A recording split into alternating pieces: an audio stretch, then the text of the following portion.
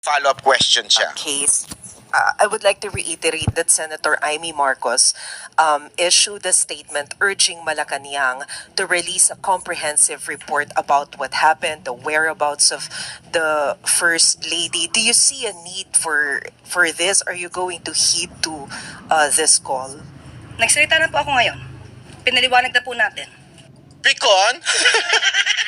Sabi kasi ni Senator Amy, ha?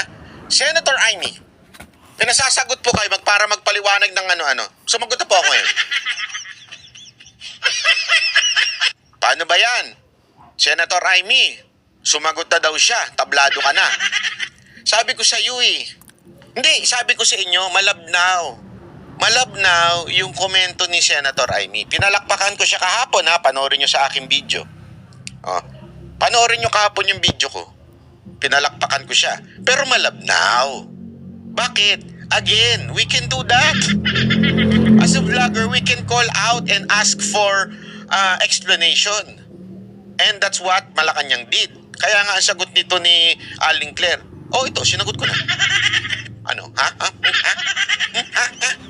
Sinagot ko na. Sinagot na daw niya. Senator Amy, tapos na. Sinagot na. Paano na? Hindi, paano na po? Paano na?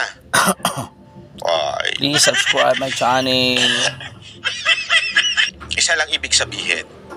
Please subscribe my Manawagan channel. ka na sa hair Salamat follicle test sa nanonood. ng mag-asawa. Asking for explanation is not enough. There are two things that you can do na para masabi mo talaga na para sa bayan ka. Manawagan ka for hair follicle test na mag-asawa, maganda siguro unahan mo na Ikaw muna. Hindi, para ito, magpapa-hair follicle ako Sumunod na kayong dalawang mag-asawa. After nun, di ba, pangalawa na maaari mong gawin, magpahiring ka. Ipatawag mo yung mga pangalan na binanggit dito. Imbestigahan. Bakit? This is something about foreign relation. Nakakahiya ito kung sakasakaling totoo. Diba? You can subpoena documents na talagang hindi sila kasama, part ng entourage, who paid for their plane ticket. Which plane na sinakyan nila? Diba? Kasama po ba doon si Lisa Marcos? Ang dami, madam. Gusto mo, kunin mo na lang ako. Biro lang kunin mo akong investigador. Ako ang magtatanong kung ano yung mga dapat malaman. Hindi, alam mo kung talagang gusto mong malaman ang katotohanan dito, imbestigahan nyo. Ako kaya kong imbestig. Sa totoo lang, pasensya na hindi ko inaano, pero kung ako immediate, nandyan ako sa loob, ang dami kong itatanong kay Aling Claire na baka malaglag po siya sa upuan niya. Ay, wala pala siyang upuan. Totoo.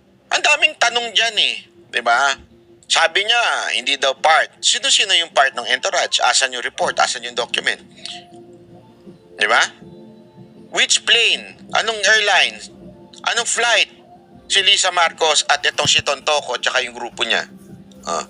Sinasabi niyang hindi sila pareho ng hotel. Anong hotel ni Lisa Marcos? Tapos na ibig sabihin hindi na security risk yun. Anong hotel ni Lisa Marcos? Diba? Kasi makikita mo doon, kasi kung investigador ka, favorite ko kasi yung mahilig ako sa mga ganyan mga story ng Hollywood movies. Kaya pwede natin i-apply. Halimbawa, hotel niya Beverly Hills. Ano yung hotel halimbawa ang pwede dyan, yung mga mamahaling hotel. Ilang minutes from the hotel of the First Lady to the Beverly Hills. Is it possible that during the time na tumawag ng 11:32 until the 12:05 o bago dumating ang pulis, umalis na si First Lady? And who called? Diba? Sino ang tumawag nung 11:32? Makikita rin sa record ng hotel, sino ang mga nandoon? May CCTV Naku. Kaya nga sinasabi ko sa inyo mga kababayan, kung talagang seryoso si Senator Amy, madaling palabasin ang katotohanan, kung seryoso. Pero kung para lang masabi na nagkomento, kalokohan.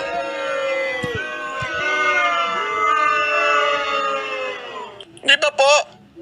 Tuloy natin. Kala mo, Aling Claire, makakalusot ka, ha? Lahat ng mga katotohanan.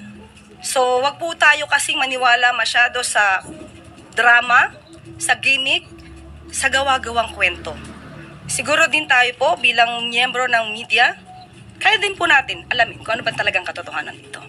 So, sinasabi ko na po, yung police report na yan, it's a fake document.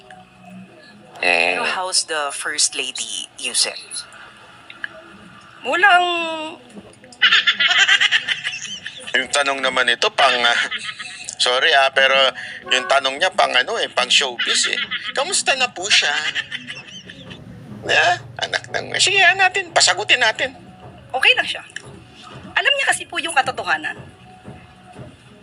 Sa totoo lamang po ayaw niya sana to nang lumaki pa dahil ang administrasyon na ito ay para ipakita ano bang ginagawa ng Pangulo, anong trabaho ng Pangulo, at paano ba kami magtrabaho para sa taong bayan.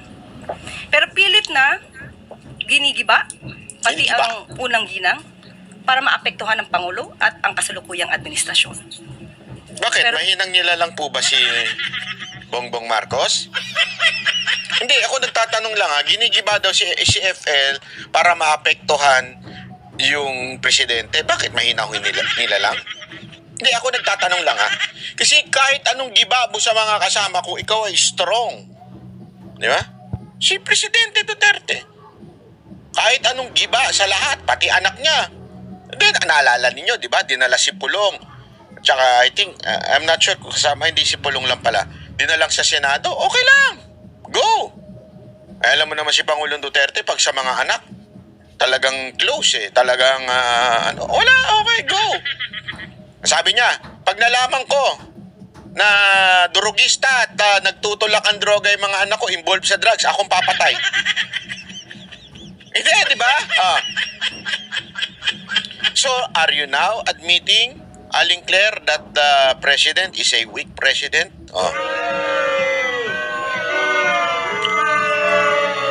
It's a question. So, wala pong ikinababahala ang unang gilang dahil alam po niya ang katotohanan at makikita mismo ang mga records na yan. So, ang dapat mabahala dito, yung mga naninira sa kanila dahil hindi nila magigiba sa gamit. Naninira ba kagad pagka nag-question kayo? Ganun ba yun? So, wag niyong ki-questionin si BP Sara Duterte, ha? Question ng question sa BP. Hindi, totoo naman Di ba? Kini-question nila si BP Sara Duterte ng kung ano-ano. Tapos,